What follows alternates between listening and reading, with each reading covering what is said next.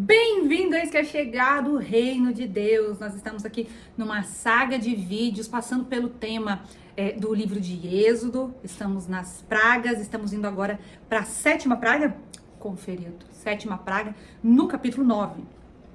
Correto. E hoje eu vou ler a Bíblia e nós vamos juntos dissertando o que nós estamos entendendo. Às vezes eu faço uma anotação, às vezes eu trago um sentimento que eu tive sobre aquilo, uma impressão no espírito, mas hoje eu vou ler junto com vocês e vou lendo, parando. E a gente já fez isso lá nos primeiros vídeos que eu postava lá em Josué, fazia muito isso quando a gente estava lendo Josué. Aliás, tô com saudade desse livro.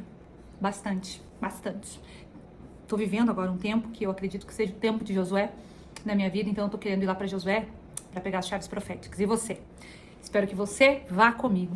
Então, vamos orar? Que o Senhor Jesus Cristo esteja conosco, que o Espírito Santo esteja sobre mim aqui e sobre você aí na sua casa. Pegue a sua Bíblia, abra em Êxodo, capítulo 9, do versículo 13 em diante, onde nós vamos entrar na sétima praga. Vou começar a ler. E você acompanha comigo? Eu vou ler na versão NVI. Disse o Senhor a Moisés: levante-se logo cedo, apresente-se ao faraó e diga-lhe que assim diz o Senhor, o Deus dos Hebreus. Eu gosto quando você vai pegando as chaves proféticas, você percebe que ele diz assim, levante-se logo cedo. Isso aqui é uma chave profética, sempre que o Senhor diz na viração do dia, ou muito cedo, nas trocas de horários, ou ao meio-dia, tem várias palavras usadas na Bíblia, no Antigo Testamento, no Novo também, que fala de horários, e isso são chaves proféticas, porque não está escrito dessa forma na Bíblia, mas acredita-se que esse horário sejam horários de vigílias, horários para orações, mas também horários de abertura de portais para o sobrenatural. Legal, né? Então vamos lá. O Senhor ordena que Moisés levante-se logo cedo, Moisés e Arão, e apresentem-se ao faraó e digam-lhe que assim diz o Senhor, o Deus dos Hebreus: deixe o meu povo ir para que me preste culto. Esse comando, deixe o meu povo ir, é um comando de libertação, usado inclusive nos dias de hoje, para quem já entendeu sobre o mundo espiritual. Deixe o meu povo ir, deixe fulano ir, é uma chave do Antigo Testamento para a libertação. Caso contrário, mandarei desta vez todas as minhas pragas contra você, contra os seus conselheiros e contra o seu povo, para que saiba que em toda a terra não há ninguém como eu. Isso aqui é muito importante. O Senhor estava mostrando o poder dele para o faraó, mas para todo o Egito também, que, como nós já sabemos, era um povo muito idólatra. Eles tinham vários deuses, tem até hoje, né? Então, cada praga representa um deus que o Senhor está destronando daquele lugar, mostrando que ele é soberano, ele é sobre todas as coisas. Não existe nenhum poder que possa ser maior que o dele. E isso já começa na apresentação de Moisés, quando ele vai com a vara que se transforma em serpente, e os magos também fazem a vara dele se transformar em serpentes. Mas a vara de Arão come todas as serpentes dos magos. Isso porque não importa se eles conseguem replicar algum milagre, sinal ou maravilha que o Senhor nosso Deus faça. Eles podem até replicar, mas o Senhor sempre é poderoso e soberano sobre toda magia do ocultismo feita aqui nessa terra. Ai, Josi, mas então por que Deus permitiu? Ai, Deus permite, porque, veja bem comigo, quando os anjos se rebelaram e caíram, quando houve a queda, diz que eles foram destituídos de beleza, certo? Correto, né? Muito porque a beleza, na verdade, só se pode ter na presença da luz. Uma vez que eles foram para as trevas, perderam a beleza. Então não é nem que Deus tirou a beleza deles, é porque longe de Deus é que a gente fica feio. E eu posso dizer isso por mim mesma. Não, se eu te colocar uma foto aqui, editor, por favor. É desesperador. É desesperador. Mas agora na luz, mesmo sem maquiagem e inchada, porque eu fiz um procedimento hoje, tô me sentindo linda. Porque em Cristo somos transformados. E em Cristo há beleza. E aí o que acontece com esses anjos caídos? Foram destituídos de beleza, mas não de poder, porque o que Deus te dá ele não tira. Então sim, o inimigo tem poder, mesmo porque ele pode se transfigurar num anjo de luz. Ele não vai conseguir ser um anjo de luz, porque ele não tem luz, mas ele pode parecer. E é por isso que tanta gente é enganada com obras das trevas, acreditando que são bons, que as entidades são boas, que os espíritos são bons, porque é assim que Satanás se apresenta, como um anjo de luz que faz coisas boas, com sinais e maravilhas, porque eles têm esse poder também. Então vejam, Deus sempre dá esse código, porque não há ninguém com um poder, com a soberania, como aquele tem, porque ele é sobre tudo e todos. A partir do momento que Deus se manifesta, nada fica de pé. Inclusive nós, todos se prostram, todos, para que todo joelho se dobre. Continuando. Porque eu já poderia ter estendido a mão e ferindo você e o seu povo com uma praga que teria eliminado você da terra. Isso é fato. Deus faria assim, acabou o Egito, acabou o faraó, acabou os magos do ocultismo, acabou o povo do Egito, acabou. Ele poderia. Mas Deus é estratégico, muito estratégico. Ele quer mostrar a sua soberania e quer deixar o povo teimar. Quer teimar comigo? Pode teimar, só que você vai perder. Então, ele é o Senhor das guerras, o Senhor dos senhores, Senhor dos exércitos. Ele ganha todas. Tudo já foi vencido na cruz. Satanás só está aqui para nos enganar, nos atrasar para a glória do Senhor. Mas sempre o Senhor é soberano. E ele já venceu isso aqui. Porque a cruz já venceu. O sangue de Jesus já venceu. Estamos vivendo na era da glória. Mas eu o mantive em pé exatamente com este propósito. Mostrar a você o meu poder e fazer com que meu nome seja proclamado em toda a terra. Aleluia. Contudo, você ainda insiste em colocar-se contra o meu povo e não os deixa ir. Amanhã, a esta hora, enviarei a pior tempestade de granizo que já caiu sobre o Egito, ou a Saraiva, né, eles também chamam. Desde o dia da sua fundação até hoje. Agora, mande recolher... Isso aqui é interessante, porque Deus dá um aviso. Agora, mande recolher os seus rebanhos e tudo o que você tem nos campos, todos os homens e animais que estiverem nos campos, que não tiverem sido abrigados, serão atingidos pelo granizo e morrerão. Por que é que Deus dá esse aviso? Porque Deus sabe, conhece o coração dessas pessoas e sabe que eles duvidam do poder do Senhor. Então, Deus avisa justamente para ver eles duvidar. Porque o que eles falam? O que eles fazem? Nada. Eles deixam lá para ver o que vai acontecer. Como se já não tivessem visto até aqui, né? Essa é a 7ª praga. Os conselheiros do faraó temiam a palavra do Senhor. Apressaram-se a recolher para os abrigos os rebanhos e os seus escravos. Mas os que não se importaram com a palavra do Senhor deixaram os seus escravos e os seus rebanhos no campo. Será que esse Deus é tão bom mesmo? Será que esse Deus vai mandar? Será que ele tem tanto poder assim como ele está dizendo? É isso que essas pessoas pensavam. Bem como esses aprisionados nos dias de hoje continuam pensando. Será que esse Deus é tão poderoso mesmo? Porque o meu espírito, a minha entidade, o demônio tal, ou até mesmo Satanás, ou o Senhor Lúcifer, como eles falam, tem mais poder que Deus. Não tem. Na verdade, os que são de sacerdotes de alto escalão, eles declaram que eles sabem a verdade. Eles estão servindo porque querem ter uma vida plena nessa terra. Porque são tão imediatistas a ponto de querer viver bem agora, não depois. Quando a eternidade vai lhes custar muito caro. Então o Senhor disse a Moisés: estenda a mão para o céu e cairá granizo sobre toda a terra do Egito, sobre homens, sobre animais e sobre toda a vegetação do Egito. Aqui eu achei bem importante ressaltar que o Senhor, ele sempre dá direção de para onde esticar a mão. Estique para o Nilo, para que as rãs subam. Estique para o Nilo, para as águas, para que as águas sejam feridas.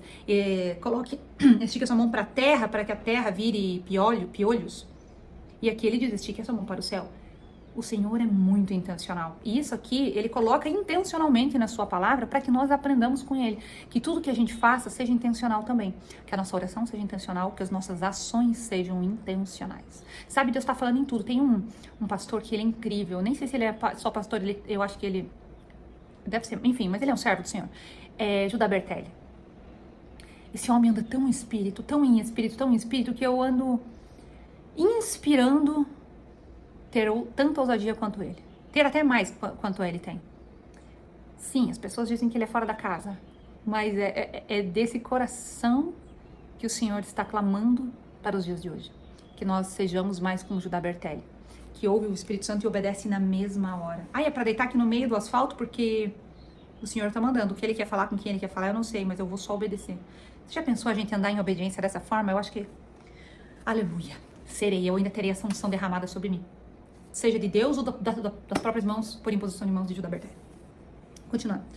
Quando Moisés estendeu a vara para o céu, o Senhor fez vir trovões e granizos e raios caíam sobre a terra.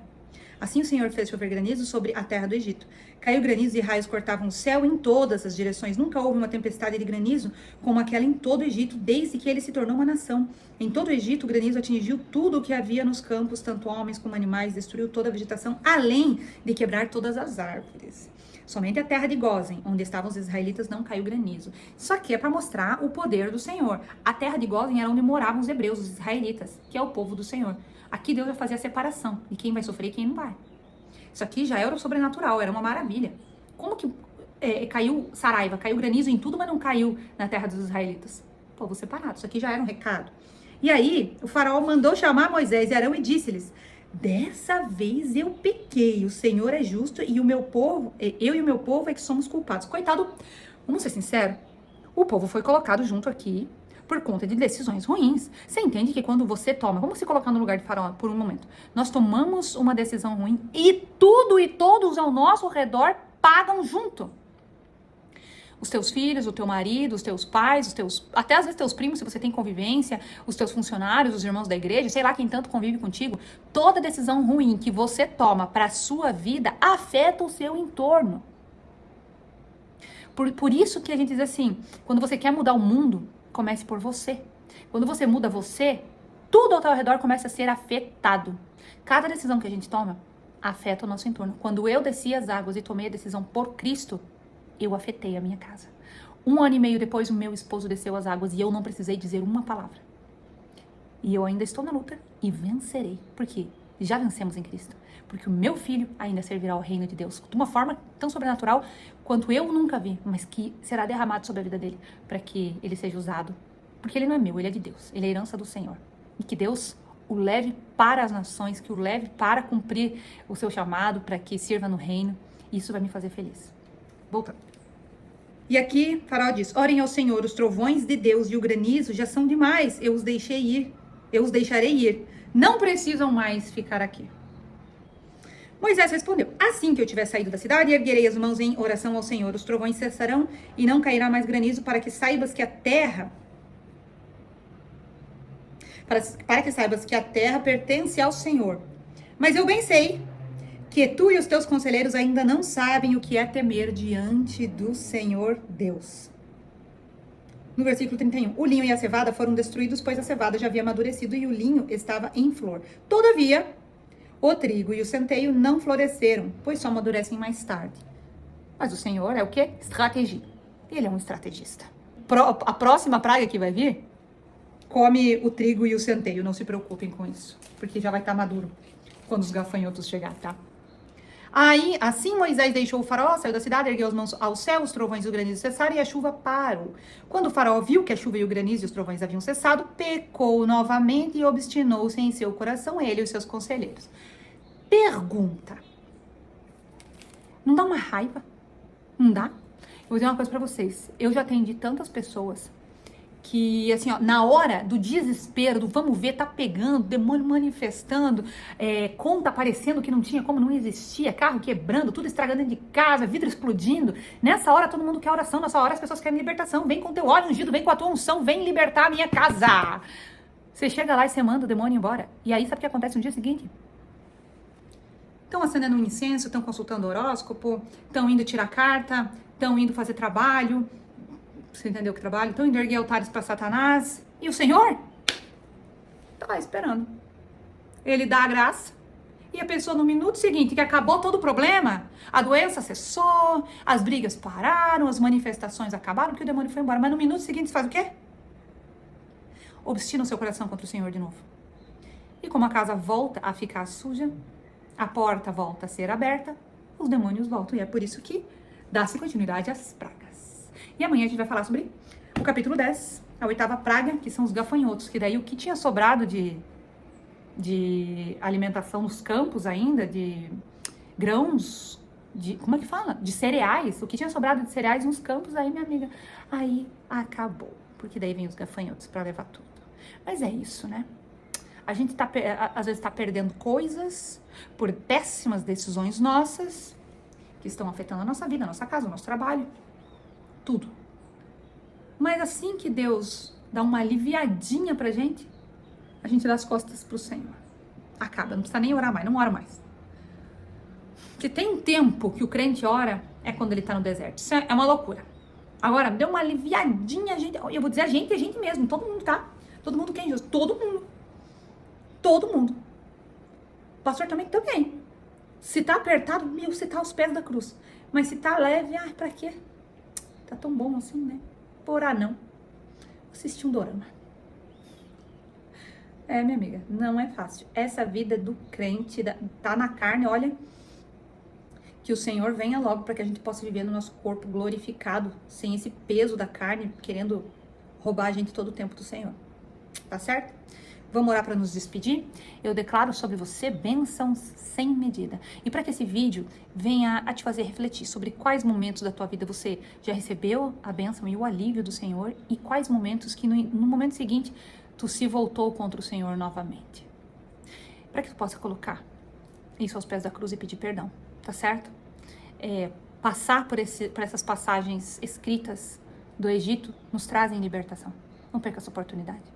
Saia dessas prisões. Hoje foi um dia que eu fui com uma amiga minha para uma cidade próxima aqui. E é uma viagenzinha de 1 hora. E durante todo o tempo a gente conversando e conversando. E nós entrávamos em coisas que nós estamos em conflito. E orávamos e entregávamos ao Senhor. E foi um momento de cura e libertação, sabe? Na ida, na volta. Foi incrível, foi lindo. E é isso. A gente tem que reconhecer os nossos erros. E colocar na cruz. Pedindo perdão. E sair dessas prisões. Reconhecendo que somos falhos, fracos e total e completamente dependentes do nosso Senhor. Amém? Um beijo e até o próximo vídeo.